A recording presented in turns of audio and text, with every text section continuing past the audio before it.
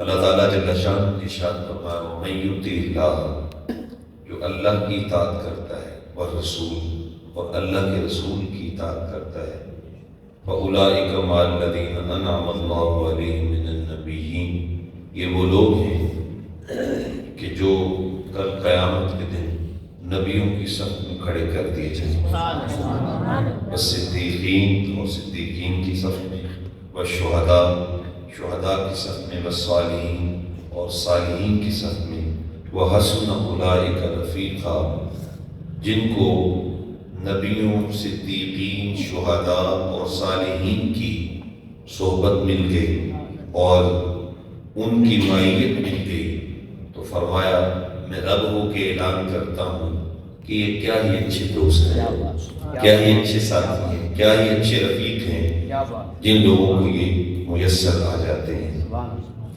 تو ایک بہت بڑی مستند اور معتبر عربی تفسیر جو تقریباً 500 ہجری میں یہ کتاب لکھی گئی، جس کا نام تفسیر معالم التنزیل ہے، امام بغوی رحمۃ اللہ تعالی علیہ کی ہے، اور ایک انتہائی معتبر حوالہ ہے۔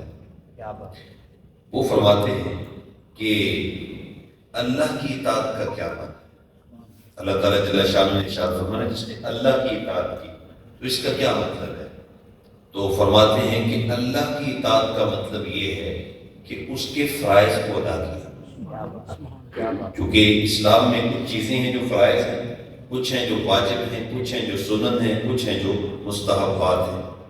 اللہ جل شانہ کی اطاعت کرنے کا مطلب یہ ہے کہ اس کے فرائض کو ادا کیا، یعنی نماز ہے، روزہ ہے، حج ہے، زکوٰۃ ہے، رزق حلال کا اہتمام ہے، بچوں کی دین کے مطابق تربیت ہے، قرآن مجید کی تلاوت ہے، اور ماں باپ کی خدمت ہے، رشتہ داروں کے ساتھ حسن سلوک ہے، یہی فرائض ہیں۔ یہ چند موٹی موٹی چیزیں ہیں، تو فرمایا اللہ جل شانہ کی اطاعت کا مطلب ہے کہ اس کے فرائض کو ادا کیا جائے، اور آقا کریم علیہ الصلوۃ والسلام کی اطاعت سے مراد حضور کی سنن ہے، یعنی جو حضور نے جس عمل کو سنت قرار دیا یا جس عمل کو حضور نے ادا کیا، محبوب کی ادا میں اس عمل کو ادا کرنے کا نام رسول اللہ کی اطاعت ہے۔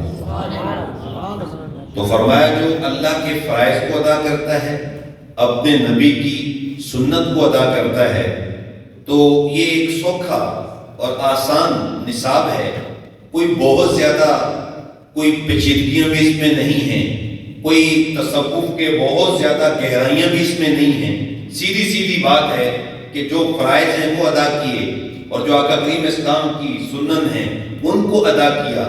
اب یہ ایک آسان اور بالکل ایک سادہ نصاب ایسا ہے کہ جو شخص بھی اس کو اختیار کر لیتا ہے، کل قیامت کے دن اس کو نبیوں کی صف میں کھڑا کر دیا جائے گا۔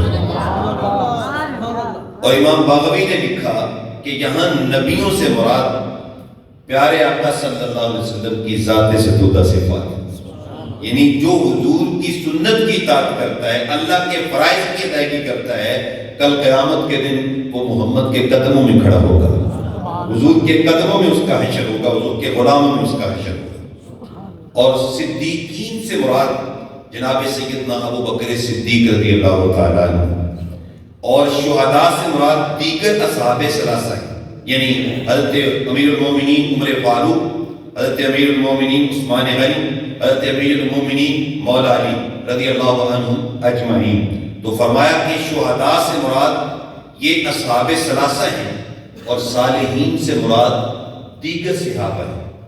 تو فرمایا کہ جو اللہ کی اطاعت کرتا ہے، اللہ کے محبوب کی اطاعت کرتا ہے، یعنی جو فرائض کو ادا کرتا ہے، حضور کی سنت کو ادا کرتا ہے، اس کو حضور کا بھی ساتھ نصیب ہوگا، خلفائے راشدین کا بھی ساتھ نصیب ہوگا، اور حضور کے تمام صحابہ، چاہے وہ حضرت بلال حبشی ہوں، چاہے وہ صہیب رومی ہوں، چاہے وہ ابو ذر غفاری رضی اللہ تعالی عنہ ہوں، چاہے وہ حضرت سلمان فارسی ہوں، تو یہ تمام صحابہ ان کی معیت اس کو نصیب ہوگی۔ اور آپ مجھے بتائیں، ایک چھوٹا سا بچہ بھی اس بات کو واضح طور پہ سمجھتا ہے کہ جس شخص کو یہ سعادت نصیب ہو گئی کہ حضور کا ساتھ، خلفائے راشدین کا ساتھ، اور پھر جو ہے وہ حضور کے تمام صحابہ کرام کا ساتھ، تو اس سے بڑی تو سعادت کوئی ہو ہی نہیں سکتی۔ تو اس کا سوکھا اور آسان حساب کیا ہے؟ اللہ کی بات مانتے جائیں، اللہ کے محبوب کی بات مانتے جائیں۔ اچھا، اس کا شان نزول سماعت فرمائیں، آپ کا ایمان تازہ ہوگا اور ذوق آئے گا کہ کیسا صحابہ کرام کا مزاج ہے، اور صحابہ کرام کا زندگی گزارنے کا انداز دیکھیں۔ ایک صحابی حضور کے حضرت ثوبان رضی اللہ تعالی عنہ، کچھ وقت گزر گیا، 2-4 دن حضور سے ملاقات نصیب نہ ہوئی، تو آقا کریم صلی اللہ علیہ وسلم کی بارگاہ میں تشریف لائے، حاضر ہوئے، تو حضور نے جب ان کو دیکھا تو آگے بلایا، فرمایا میرے غلام، آج تو پریشان لگ رہا ہے، تیرے چہرے پہ مجھے اداسی محسوس ہو رہی ہے، بے چینی لگ رہی ہے اور گرد و غبار ہے، تیری پریشانی کا سبب کیا ہے؟ اب ہمیں بھی پریشانیاں ہوتی ہیں، کبھی ہمیں معاش کا مسئلہ بن جاتا ہے، کبھی کوئی بیماری آ گئی پریشان ہو گئے، کوئی دکھ آ گیا پریشان ہو گئے، کسی کے ساتھ رنجش ہو گئی پریشان ہو گئے، بچوں کا مسئلہ بن گیا پریشان ہو گئے، بیوی کے ساتھ الیکٹ سلیکٹ کے اندر کوئی نزاع، کوئی جھگڑا ہو گیا پریشان ہو گئے۔ ہماری پریشانیاں یہ ہیں، قربان جائیں صحابہ کرام پہ، ان کی پریشانیاں دیکھیں کیسے، کاش ان کی پریشانی کا صدقہ ہمیں بھی یہ پریشانی نصیب ہو جائے، ہمیں بھی یہ بے چینی نصیب ہو، ہمیں بھی یہ اداسی نصیب ہو۔ پریشانی کس چیز کی ہے؟ حضور فرمایا میرے غلام پریشان کیوں ہو؟ عرض کرتے ہیں حضور 2-4 دن آپ کی زیارت نہیں کی تھی ان آنکھوں نے تو دل بے چین ہو گیا تھا، لیکن جیسے ہی آپ کا دیدار کیا ہے میرے دل کو ٹھنڈک مل گئی۔ یہ کیسی بے چینی ہے؟ اللہ اکبر۔ مولانا زہری کا یہ شعر سنتے تھے، جب میں نے یہ حدیث پاک پڑھی تو پھر میں نے کہا کہ واقعی جن کے سینے میں عشق رسول کی حرارت ہوتی ہے ان کی پریشانی ایسے ہی ہوتی ہے۔ وہ فرماتے ہیں کہ لوگوں کی کیفیات یہ ہیں اور ہماری کیفیت کیا ہے؟ یاداں سونے دیاں آگے جگاؤں دی۔ کوئی تو ہے نا نیند پوری ہو جائے تو جاگ پڑتے ہیں، کوئی ہے کہ اس کو کوئی ٹینشن ہوتی ہے تو اس کو نیند نہیں آتی، لیکن یہ کیا فرماتے ہیں؟ یاداں سونے دیاں آگے جگاؤں دیاں، لوگی سوندے سانو نیند نہیں آتی۔ تو جب حضور کا پیار سینے میں آتا ہے تو یہی اثر وہ چیز ہے جس کی وجہ سے انسان کا دل جو ہے وہ منور ہوتا ہے۔ بس کرتے یا رسول اللہ پریشان تھا، آپ کا دیدار نصیب نہیں ہوا تھا، آج آپ کو دیکھا ہے میری آنکھیں ٹھنڈک پا گئی، میرے دل کو قرار آ گیا، لیکن ایک پریشانی ابھی بھی مجھے لگی ہوئی ہے، ایک پریشانی نے ابھی بھی مجھے بے چین کیا ہوا ہے۔ آقا کریم فرمایا میرے غلام کہو تو صحیح وہ کیا پریشانی ہے؟ اب تو تمہیں میری زیارت نصیب ہو گئی، اب پریشانی کاہے کی ہے؟ عرض کرتے ہیں حضور آج تو ہماری موجیں لگی ہوئی ہیں کہ آپ کا دیدار بھی کرتے ہیں اور میٹھی بولی میں آپ کی میٹھی باتیں بھی سنتے ہیں، اور آپ کی معیت، آپ کی صحبت، آپ کے جلووں سے مالا مال کیے جاتے ہیں۔ اللہ اکبر۔ وہ کیسا منظر تھا؟ پڑے ہیں چھاتا ہے شتیر ہے کھجور دے، بے کدی سی دنیا جلوے حضور دے۔ اللہ اکبر۔ خوشا وہ وقت کہ بدہا مقام تھا ان کا، خوشا وہ دور کے دیدار عام تھا ان کا۔ وہ کیسا زمانہ تھا؟ حضور نے خود فرمایا کہ تمام زمانوں سے اچھا مجھ محمد کا زمانہ ہے۔ تو حضور آج تو ہماری موجیں لگی ہوئی ہیں، آج ہم آپ کا دیدار کرتے ہیں، آج ہم آپ کی میٹھی باتیں سنتے ہیں، آپ کی روشن اور منور صحبت سے ہم مالا مال کیے جاتے ہیں۔ کل جب قیامت کا دن آئے گا آپ تو جنت کے سب سے اونچے درجے پہ چلے جائیں گے، آپ تو اللہ کے حبیب ہیں، آپ تو مقام محمود پہ جلوہ فراز ہوں گے، اور آپ کے قدموں کی برکت ہمیں جنت مل تو جائے گی، لیکن ہم غلام تو کہیں نیچے والے درجے میں ہوں گے۔ تو جب ہم نیچے ہوں گے آپ جو ہے وہ مقام محمود والے اور سب سے جنت کے اوپر والے درجے پہ ہوں گے، تو جنت میں آپ کی زیارت تو نہیں نصیب ہوگی۔ تو جب آپ کی زیارت نہیں ملے گی تو ہمیں تو جنت میں بھی بے چینی ہو جائے گی۔ اب یہ صحابی دل سے اپنی بے چینی کا اظہار کر رہے ہیں۔ جب دل سے بات اٹھی تو اللہ جل شانہ نے فرمایا جبریل جی رب جلیل جاؤ میرا قرآن لے کے جاؤ اور میرے نبی کے غلام کو جا کے یہ خوشخبری سنا دو، وَمَن يُطِعِ اللَّهَ وَالرَّسُولَ فَأُولَٰئِكَ مَعَ الَّذِينَ أَنْعَمَ اللَّهُ عَلَيْهِم مِّنَ النَّبِيِّينَ۔ فرمایا میرے غلام پریشان نہیں ہونا، اللہ کی اطاعت کرو، اللہ کے محبوب کی، اپنے محبوب کی سنت کو اختیار کرو، اپنے محبوب سر سے لے کر پاؤں تک اپنے نبی کی سنت کے رنگ میں رنگ جاؤ۔ اور یہ سنت بھی کیسی ہے؟ اللہ فرماتا ہے صبغۃ اللہ، یہ تو مجھ رب ذوالجلال کا رنگ ہے، محمد عربی کا رنگ جو ہے یہ میرا رنگ ہے۔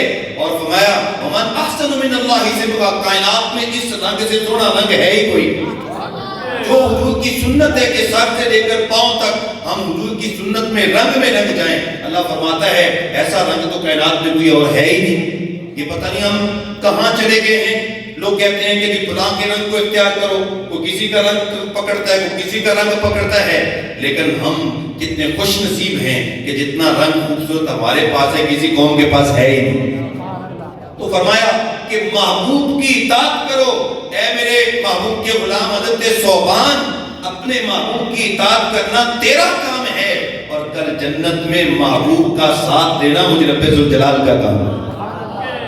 فَأُولَٰئِكَ مَعَ الَّذِينَ أَنْعَمَ اللَّهُ عَلَيْهِم مِّنَ النَّبِيِّينَ کا مطلب یہ ہے کہ اے حضور کے غلاموں، حضرت ثوبان کا صدقہ ہم تم سب کو جب تم میرے نبی کی اطاعت کرو گے تو کل تمہارا حشر جو ہے اور کل قیامت کے دن تمہاری جو پیشی ہوگی وہ اس انداز کے ساتھ ہوگی کہ تم حضور کے قدموں میں کھڑے ہوگے۔ اللہ اکبر۔ تو یہ کتنا آسان نصاب اللہ جل شانہ نے ارشاد فرما دیا کہ شرط کیا ہے کہ اللہ کی اطاعت کرو، اس کے فرائض کو ادا کرو، اور اللہ کے محبوب کی اطاعت کرو، محبوب کی سنت کو اختیار کرو۔ اب صحابہ ہیں کہ جنون کی حد تک حضور کی بات اور حضور کے عمل کی پیروی کرتے ہیں۔ جنون کا مطلب ہوتا ہے کہ عقل کو پیچھے رکھتے ہیں، عقل پر پیش محبوب قربان ہونا، صرف محبوب کی ادا کو ادا کرنا، عقل میں آئے یا نہ آئے محبوب کی سنت کو اختیار کرنا، اس کو کہتے ہیں کہ جنون کی حد تک۔ تو صحابہ کرام جنون کی حد تک آقا کریم صلی اللہ علیہ وسلم کی اطاعت کیا کرتے تھے۔ حضور کے صحابی حضرت عبداللہ بن رواحہ رضی اللہ تعالی عنہ، اور یہ حضور کے وہ صحابی ہیں جو درباری نعت خواں صحابی ہیں۔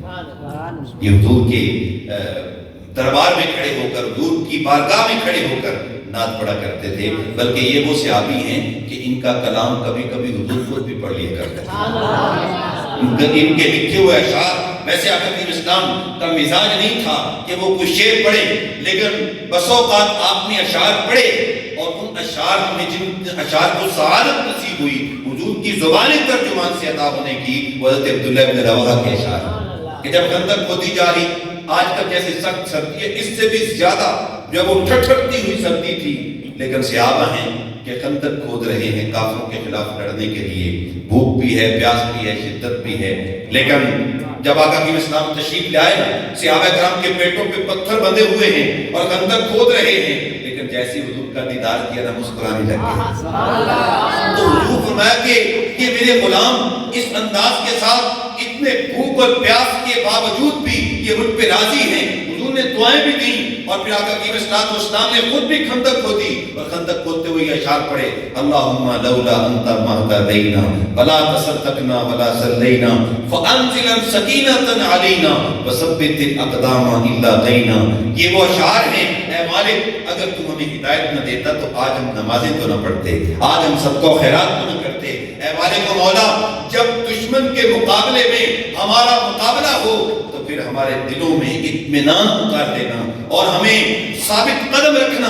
یہ اشعار پڑھ کے اللہ کی بارگاہ میں درخواست کر رہے ہیں، اور یہ اشعار وہ ہیں جو حضرت عبداللہ بن رواحہ نے لکھے تھے رضی اللہ تعالیٰ۔ تو یہ حضور کے درباری سراخاں ہیں۔ اچھا، حضور کے دربار میں کھڑے ہو کر نعت بھی پڑھتے تھے، اور جب موقع آتا تھا تو پھر میدان جہاد میں کھڑے ہو کر کافروں کے خلاف تلوار بھی نکالتے، ایسے نعت خواں۔ تو حضرت عبداللہ بن رواحہ رضی اللہ تعالیٰ عنہ یہ غزوہ موطا میں شہید ہوئے، حضرت عبداللہ بن رواحہ رضی اللہ تعالیٰ عنہ، اور ان کی شہادت بھی کیسی شہادت تھی کہ ادھر یہ موطا کے مقام پہ شہادت پا رہے ہیں، اور ادھر مسجد نبوی میں حضور بیٹھ کے بیان کر رہے ہیں کہ میرے ابن رواحہ کو شہید کر دیا گیا ہے، میرے زید کو شہید کر دیا گیا ہے، اللہ اکبر، میرے جعفر کو شہید کر دیا۔ تین اسلام کے کمانڈر تھے جو غزوہ موطا کے اندر شہادت کا جام نوش کیا، اور پھر آقا کریم اسلام نے فرمایا اب جھنڈا اللہ کی تلوار کے ہاتھ میں آ گیا، اور وہ حضرت خالد بن ولید رضی اللہ تعالیٰ عنہ نے پھر جب جھنڈا پکڑانا اور پھر تلوار لی،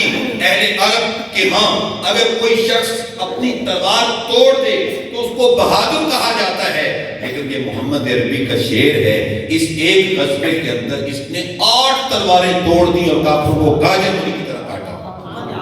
تو اس غزوے کے اندر یہ شہید ہوئے۔ ایک موقع پہ آقا کریم صلی اللہ علیہ وسلم جمعہ کا دن تھا، صحابہ کرام کا جمع غفیر ہجوم عاشقاں حضور خطاب فرما رہے تھے، اور یہ ہے کہ مسجد فل تھی، کچھ لوگ پیچھے آ کے کھڑے ہو گئے، تو آقا کریم صلی اللہ علیہ وسلم نے ان کو فرمایا کہ تم کھڑے ہو، بیٹھ جاؤ۔ اب آپ جانتے ہیں کہ میں جب گفتگو کرتا ہوں، ہم جو علماء گفتگو کرتے ہیں، ہم تو علماء کے خادمین میں آ جاتے ہیں، اور بلکہ ان کے خادمین میں آ جاتے ہیں، تو جب علماء بھی گفتگو کرتے ہیں تو آج ہمیں اس کی لاؤڈ سپیکر کی اور جناب ہمیں ساؤنڈ سسٹم کی بڑی محتاجی ہوتی ہے، ورنہ تو یہ ہے کہ چند لوگوں تک آواز پہنچانا مشکل ہو جاتی ہے۔ لیکن یہ میری بات ہے، یہ علماء کی بات ہے، لیکن آقا کریم صلی اللہ علیہ وسلم کو اس کی محتاجی نہیں تھی۔ حضور کی آواز معجزانہ ہے، جتنا مرضی مجمع ہو، آقا کریم اسلام جب گفتگو کرتے تھے تو جو بالکل قریب ہوتا تھا وہ بھی حضور کی بات سنتا تھا، اور جو سب سے آخر میں ہوتا تھا وہ بھی ایسے سنتا تھا جیسے پاس والا سن رہا ہے۔ خطبہ حجۃ الوداع میرے آقا صلی اللہ علیہ وسلم دے رہے تھے، 1,44,000 لوگ میرے آقا کا خطبہ سن رہے تھے، اور حضور ناکہ مبارک پہ جب وہ خطبہ ارشاد فرما رہے تھے، کوئی لاؤڈ سپیکر نہیں، کوئی ساؤنڈ سسٹم نہیں، میدان عرفات جیسے حضور کے پاس کھڑے ہونے والا شخص آواز سن رہا تھا، جو سب سے آخر میں کھڑا تھا وہ بھی ویسے ہی آواز سن رہا تھا۔ اب حضور کی آواز معجزانہ، آقا کریم صلی اللہ علیہ وسلم نے اہل مسجد کو فرمایا بیٹھ جاؤ۔ یہ کسی محلے سے باہر نکل رہے تھے، محلے سے کسی گھر سے باہر نکل رہے تھے، تو حضور کی آواز ان کے کانوں تک پہنچ گئی۔ اب روایت میں امام جلال الدین سیوطی نے خصائص الکبریٰ میں لکھا کہ ایک پاؤں دروازے سے باہر اور ایک پاؤں دروازے کے اندر، جیسے آواز پڑی نا وہیں پہ بیٹھ گئی۔ اللہ اکبر، یہ ہے جنون کی حد تک اطاعت۔ اب عقل نے تو کہا ہوگا کہ محبوب تجھے تو نہیں کہہ رہے، محبوب تجھے نظر بھی نہیں آ رہی، اور محبوب نے تو تجھے اشارہ بھی نہیں کیا، محبوب تو مسجد والوں کو فرما رہے ہیں، محبوب تجھے تو نہیں کہہ رہے۔ عقل نے کہا ہوگا، لیکن عشق نے کہا ہوگا محبوب نے دیکھا نہیں ہے، محبوب نے اشارہ نہیں کیا، محبوب نظر نہیں آ رہے، پر محبوب کی آواز تو کانوں تک پڑی ہے نا، وہیں پہ بیٹھے۔ یہ ہے جذبہ اطاعت۔ صحابہ کرام جنون کی حد تک آقا کریم صلی اللہ علیہ وسلم کی جو بارگاہ میں اطاعت کرتے ہیں، اور یہ روایت کتنی معروف ہے۔ آقا کریم صلی اللہ تعالی علیہ وآلہ وسلم جب مکہ المکرمہ سے ہجرت کر کے مدینہ طیبہ تشریف لائے، علماء تشریف لا رہے ہیں، تشریف لائے آقا کریم صلی اللہ علیہ وسلم، تو آپ جانتے ہیں کہ حضور 16 یا 17 بخاری شریف کی روایت کے مطابق مسجد اقصیٰ کی بجائے، مسجد حرام کی بجائے مسجد اقصیٰ کی طرف رخ کر کے جب وہ نماز جو وہ ادا کرتے رہے۔ 16 یا 17 بخاری شریف کی روایت ہے۔ تو ایک دن آقا کریم صلی اللہ علیہ وسلم محلہ بنی سالم میں نماز پڑھا رہے تھے۔ اس وقت وہ مسجد تھی محلہ بنی سالم کی مسجد، لیکن اب وہ مسجد جو ہے وہ مسجد قبلتین کے نام سے معروف ہے، اور جو لوگ مدینہ پاک کی زیارت پا چکے یقیناً انہوں نے مسجد قبلتین کی زیارت کی ہوگی۔ اللہ اکبر، وہ خوبصورت منظر اللہ کرے ہم پھر بھی دیکھیں، اور جو نہیں جا سکے ان کے لیے تو میں دعا کرتا ہوں اللہ کرے وہ اڑ کے مدینے پہنچے، لیکن مدینہ نہیں دیکھا تو کچھ نہیں دیکھا۔ جنوں بیگ کی اکھیاں ٹھر دیاں، جنوں بیگ کے ٹھردا سینہ ہے، ربا تیری ساری خدائی وچ وی کوئی شہر تے بس مدینہ ہے۔ اللہ اکبر، کیا بات ہے مدینے کی۔ علامہ اقبال فرماتے خاک طیبہ از دو عالم بہتر است، آنکھوں شہر کے آنجا دل پرست۔ اگر مجھ سے پوچھو نا تو مدینے کی مٹی ہی پوری کائنات سے افضل ہے۔ اللہ اکبر، اقبال کہہ رہے جب لندن میں پی ایچ ڈی کرنے کے لیے، تو آج کل لوگ جاتے ہیں نا باہر یورپ میں تو بڑی تعریفیں کرتے ہیں اور بڑے متاثر ہوتے ہیں اور وہیں کا رنگ لے کے واپس آ جاتے ہیں، لیکن اقبال جب لندن میں گئے تو اقبال کہتے ہیں ہیرا کم نہ کر سکا مجھے جلوہ دانش فرنگ، سرما ہے میری آنکھ میں خاک مدینہ اور نجف۔ کہتے ہیں مجھے لندن کی مارکیٹوں نے اور فرنگ کی عقل نے متاثر نہیں کیا، مجھے متاثر کیا تو مدینے کی مٹی نے متاثر کیا ہے، یا مولا علی کے شہر نجف کی مٹی نے متاثر کیا ہے، اس لیے کہ میرے والدین نے میری آنکھوں میں سرما جو مدینے کی مٹی کا لگایا ہے۔ تو وہ مدینہ طیبہ مسجد قبلتین، تو حضور نماز پڑھا رہے ہیں، زور کی نماز 2 رکعتیں ہو چکی ہیں، زور کی نماز کی 2 باقی ہیں۔ خاطر آخر میں خیال آیا اگر میرا قبلہ مسجد اقصیٰ کی بجائے مسجد حرام ہو جائے تو کیا کہیں، بس یہ خیال آیا، اور اس خیال کے لیے محبوب علیہ السلام نے اپنا چہرہ انور آسمان کی جانب اٹھایا، اللہ کو ادا اتنی پسند آئی قرآن ہی بنا دیا۔ قد نرا تقلب وجهك في السماء، محبوب تم جو بار بار آسمان کی جانب اس کے اندر اٹھا کے دیکھ رہے ہو نا، صرف تم ہی نہیں دیکھ رہے، ہماری نگاہ قدرت بھی تیرے چہرے پہ لگی ہوئی ہے۔ یار نماز تو ہم بھی پڑھتے ہیں، کھڑے مسجد میں ہوتے ہیں اور دل کہیں گردش کر رہا ہوتا ہے، لیکن یہ محبوب کی کیسی نماز ہے، محبوب نماز پڑھتے ہیں، محبوب کا چہرہ اور محبوب کا دل اللہ کے حضور جھکا ہوا ہے، اور اللہ جل شانہ کی نگاہ قدرت محبوب کے چہرے پہ لگی ہوئی ہے، بلکہ اللہ جل شانہ ارشاد فرماتا ہے الذی یراک حین تقوم، محبوب جب تو قیام کرتا ہے نا میں دیکھ رہا ہوں۔ کیا قیام ہے، کیا نماز ہے آقا کریم صلی اللہ علیہ وسلم کی، ہماری ساری زندگی کی نمازیں ایک طرف اور میرے آقا کا ایک سجدہ ایک طرف، اس کا مقابلہ نہیں ہے۔ تو فرمایا کیا بات ہے محبوب، قبلہ بدلنا چاہتے ہو؟ عرض کی ہاں مالک قبلہ بدلنا چاہتا ہوں۔ فرمایا پھر دیر نہ کرو، ابھی ہی تبدیل کر دو۔ اب میرے حضرت کا جملہ کتنا خوبصورت ہے، تو زبان حال سے عرض کیا مالک ابھی تو 2 رکعتیں ہوئی ہیں، 2 باقی ہیں، تیری نماز تو مکمل ہو لے پھر قبلہ بدل لیں گے۔ فرمایا محبوب نہیں، اب میری نماز بعد میں پوری ہوگی، پہلے تیری مرضی پوری ہوگی۔ می بریا کستوریاں دا جدو یار نے جوڑیاں زلفاں، سائن قبلہ ہوتے بڑھیا جدے یار نے موڑیاں زلفاں۔ اب آقا کی اسلام اس جانب رخ انور کر کے کھڑے تھے، شمال کی جانب، مسجد اقصیٰ جو ہے وہ مدینہ پاک سے شمال کی جانب ہے، تو وہاں سے حضور نے اس جانب آنا تھا، پیچھے صحابہ کرام کی صفیں ہیں، حضور صفوں کو چیرتے ہوئے اس جانب گئے، صحابہ نے نہ او دیکھا نہ تو دیکھا، بس محبوب کے قدموں کو دیکھا پیچھے پلٹ گئے۔ اب صورتحال یہ ہے کہ ہم نے، میں ایک مسجد کا چھوٹا سا خادم ہوں، تو جب ہم نے نماز کا وقت بدلنا ہو تو ایک دن پہلے بتاتے ہیں کہ جناب عشاء کی نماز جو ہے وہ 7:30 بجے ہوگی۔ اگر ہم ٹائم تبدیل کر دیں، علماء تشریف رکھتے ہیں، یہ بھی مجھ سے زیادہ اس چیز کو جانتے ہیں، اگر ہم ٹائم تبدیل کریں اور لوگوں کو نہ بتائیں تو حاجی صاحبان تو اگلے دن جو ہے وہ سینے کو آتے ہیں، جناب ہم تو پہلے ٹائم کے حساب سے آئے ہیں تو آپ نے ٹائم تبدیل کر دیا، ہمیں بتایا تک نہیں، تو ناراض ہوتے ہیں بزرگ، ظاہر ان کی ناراضگی بنتی بھی ہے۔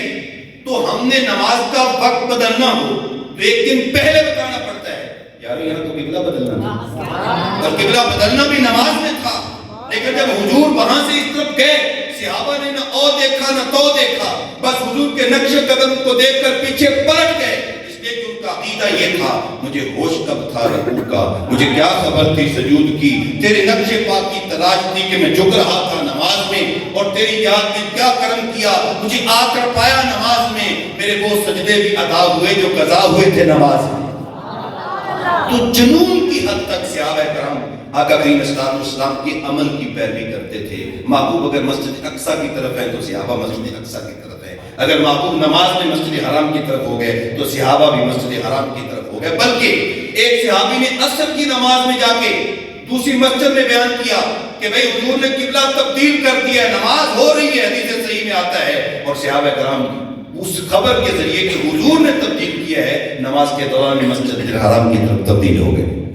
یہ ہے صحابہ کہ جنون کی حد تک آقا کریم صلی اللہ علیہ وآلہ وسلم کی سنت کی پیروی کرتے ہیں، اور آج ہم دیکھتے ہیں کہ نہیں جناب جو ہے وہ ابھی شروع سے داڑھی رکھ لی تو پھر کالج والے کیا کہیں گے، لڑکے کیا کہیں گے تم نے ابھی، بلکہ ماں باپ بھی کہنا شروع کر دیتے ہیں، مائیں ایسی باتیں کرتی ہوئی نظر آتی ہیں کہ تیری پتر عمر کیڑا کوئی داڑھی والی ہوئی ہے، اجے تیری عمر جو ہے وہ بہت تھوڑی عمر ہے، تو میاں اگر داڑھی کی عمر نہیں ہے تو پھر داڑھی آئی کیوں؟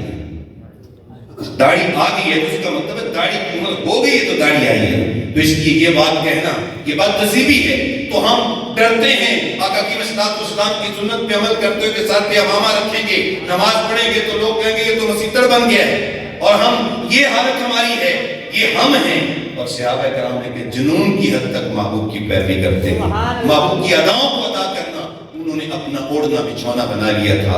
آئیے میں اور آپ اگر صحابہ سے پیار کرتے ہیں، اگر حضور کی آل سے پیار کرتے ہیں، تو پھر اس کا بہترین اور اس کی محبت کا بہترین طریقہ یہ ہے کہ ہم ان کی اطاعت کریں، اور محبت کامل ہوتی اس وقت ہے جب اس کے ساتھ اطاعت ہوتی ہے۔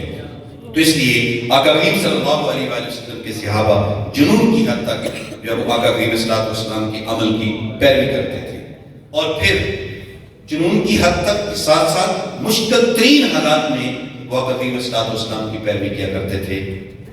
نعرہ تکبیر، اللہ اکبر،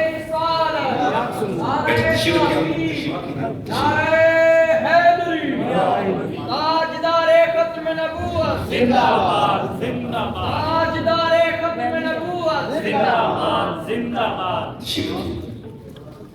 अल्हम्दुलिल्लाह किबला डॉक्टर साहब तशरीफ ले आए हैं और बिल्कुल चंद लम्हात के बाद आप अपने खिताब आली नवाज से नवाजेंगे। अल्हम्दुलिल्लाह अल्लाह के फजल से अल्लाह ताला आपको बरकतों रहमतों से मालामाल फरमाए और खिजरी अता फरमाए कि आप तशरीफ का टाइम दिया। तो मैं अर्ज कर रहा था कि सहाबा कराम एक तो जुनून की हद तक आका करीम अलैहिस्सलाम की सुन्नत की पैरवी करते थे, हुजूर की इताअत करते थे और मुश्किल तरीन हालात में भी वो आका करीम सल्लल्लाहु अलैहि वसल्लम की पैरवी करते थे, इताअत करते थे। जब ग़ज़वा तबूक हुआ तो आप जानते हैं कि इस ग़ज़वा में आका करीम अलैहिस्सलाम ने एलानिया तैयारी फरमाई और ये सुपर पावर के साथ टक्कर थी, रूम के साथ जाना था।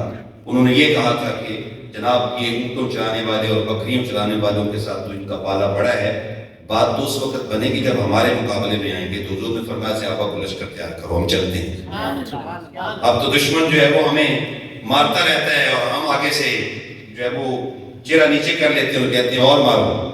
और आपके सामने जो मुसलमानों की कैफियत बनी हुई है तो ये हुजूर से पीछे हटने का ही नतीजा है ना, दीन से पीछे हटने का नतीजा है कि आज हम इस अंदाज के साथ कमजोर हो गए। तो जो फरमाया लश्कर तैयार किया जाए तो 20,000 का लश्कर जर्रार आका करीम सल्लल्लाहु अलैहि वसल्लम ने तैयार किया। सख्त गर्मी का मौसम था, चल चलाती धूप और फसल है कि कुछ न कुछ जो था वो पकने को है, लेकिन हुजूर ने हुक्म दिया तो सहाबा कराम ने पहले तो माल खर्च करने में हज़रत उस्मान गनी रज़ी अल्लाह तआला अन्हु 1000 ऊँट को सादो सामान पेश कर दिए।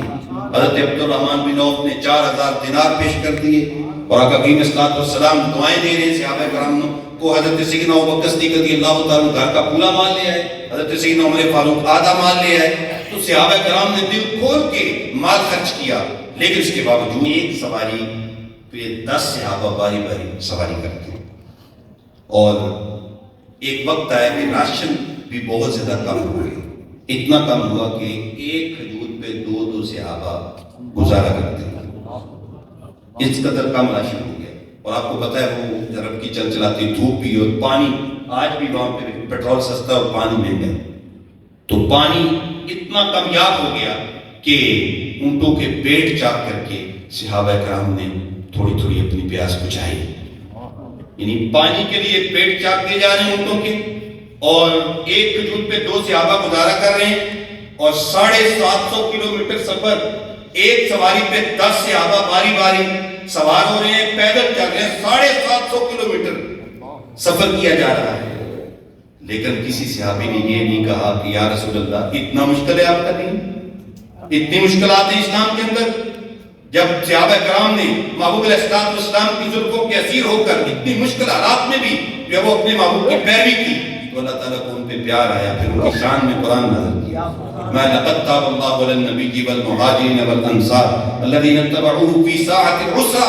फरमाया अल्लाह जल्ल शान ने नजर रहमत फरमाई अपने महबूब पर, अपने महबूब के मुहाजिर सहाबा पर, अंसार सहाबा पर कि जिन्होंने इंतहाई मुश्किल घड़ी में भी अपने नबी की पैरवी नहीं छोड़ी।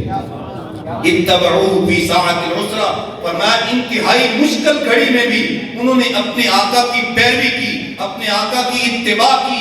यार जिसको मेरा रब भी मुश्किल कह रहा है कि ये मुश्किल वक्त था, तो फिर आप कैसे जो वो जान सकते हैं कि कितनी मुश्किल होगी और कितना सहाबा कराम के लिए ये कठिन मरहला था, लेकिन फिर भी वो हुजूर की पैरवी कर रहे हैं। लेकिन मेरे शेख तरीकत फरमाते हैं उन्होंने तो नहीं कहा कि दीन पे चलना मुश्किल है। आज का मुसलमान रस्मन कहता है आज दीन पे चलना बड़ा मुश्किल है जी, अब बड़े मुश्किल हालात आ गए हैं। ये कौन कह रहा है दीन पे चलना मुश्किल है कि जो मस्जिद में आता है तो अगर सर्दी का मौसम है तो हीटर सुलग रहे और जनाब पानी गर्म दस्तयाब है और सजदों के लिए मखमली चटाइयां पड़ी हुई हैं और फिर भी फजर की नमाज होती है और लोग सोए होते हैं। क्यों जी? सर्दी पड़ी है। अब कैसे नमाज के लिए आए जनाब? ये आजकल बड़ा मुश्किल है जी नमाज पढ़ना जमात के साथ जाके, घर में पढ़ लेते हैं। अल्लाह अकबर। ये लोग कहते हैं आज दीन पे चलना बड़ा मुश्किल है। तुम कहते हो जिनके लिए इतनी आसानियां हैं कि दीन पे चलना बड़ा मुश्किल है, लेकिन तबूक वालों ने तो नहीं कहा या रसूल अल्लाह दीन पे चलना मुश्किल है। हज़रत बिलाल हबशी ने तो नहीं कहा या रसूल अल्लाह दीन पे चलना बड़ा मुश्किल है कि जिनको जब वो तपते हुए पत्थरों के ऊपर लिटाया गया और उनकी जिल्द भी उतर गई, लेकिन फिर भी वो अहद अहद पुकार रहे थे और कह रहे थे जफा जो इश्क में होती है वो जफा ही नहीं, सितम न हो तो मोहब्बत में कुछ मजा ही नहीं। तो फरमाया तुम بزرگوں نے تو نہیں کہا کہ دین پہ چلنا بڑا مشکل ہے. آج ہم فیشن کے طور پہ جہاں بیٹھتے ہیں ہم کہتے ہیں دین پہ چلنا مشکل ہے. میاں دین پہ چلنا کوئی مشکل نہیں. آج تو دین پہ چلنا ہے ہی بالکل آسان. ہم آئیں تو صحیح, ہم جو ہے وہ اپنے اندر جذبہ تو پیدا کریں, ہم اپنے اندر اپنے آقا صلی اللہ علیہ وسلم کی محبت وہ پیدا تو کریں, صرف نعروں کی حد تک نہ رکھیں اس کو. تو انشاءاللہ تعالیٰ پھر دیکھیں کیسے ہمارے گھروں کے اندر جو ہے وہ ایک نور اترتا ہے, ایک چین اترتا ہے, ایک اطمینان اترتا ہے. شرط کیا ہے کہ ہم اپنے نبی صلی اللہ علیہ وآلہ وسلم کی اتباع کریں, ان کی پیروی کریں. بس جو حضور نے حکم فرما دیا ہم دیکھیں کہ اس میں مشکل ہے, آسانی ہے, جو کچھ بھی ہے, ہم باقی راستے کو چھوڑتے ہوئے اپنے محبوب کے راستے کو اختیار کریں. تو اللہ تعالیٰ جل شانہ ارشاد فرماتا ہے من یطع اللہ ورسولہ فقد فاز فوزا عظیما. جو اللہ اور اس کے رسول کی اطاعت کرتا ہے وہ تو زندگی کی بازی جیت جاتا ہے, اس کی دنیا بھی کامیاب, اس کی آخرت بھی کامیاب. آئیے میں اور آپ آج کی اس درس قرآن کی مجلس نور میں عہد کریں کہ ہم جئیں گے تو اپنے آقا کے لیے جئیں گے, اور اپنے آقا صلی اللہ علیہ وآلہ وسلم کے ہو کے رہیں گے, اپنے آقا کے رنگ میں اپنے آپ کو رنگیں گے. اللہ تعالیٰ جل شانہ میرے ٹوٹے پھوٹے لفظوں کے اندر اثر کی شبیہ ڈال دے اور ہم سب کو توفیق عمل عطا فرمائے. میں انتہائی ادب سے درخواست کرتا ہوں